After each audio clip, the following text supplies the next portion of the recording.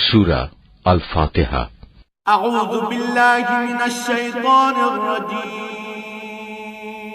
বিসমিল্লাহির রহমানির রহিম। রহমান রহিম আল্লাহ তাআলার নামে শুরু করছি।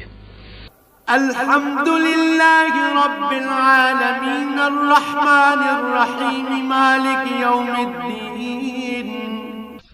সমস্ত প্রশংসা আল্লাহ তাআলার জন্য। তিনি সৃষ্টিকুলের মালিক, তিনি পরম দয়ালু, অতি মেহেরবান, তিনি বিচার দিনের মালিক।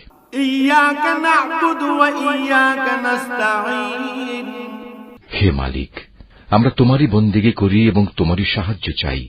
ইহদিনাস সিরাতাল মুস্তাকিম সিরাতাল্লাযীনা আন'আমতা আলাইহিম গায়রিল মাগদুবি আলাইহিম ওয়ালাদ-দাল্লিন।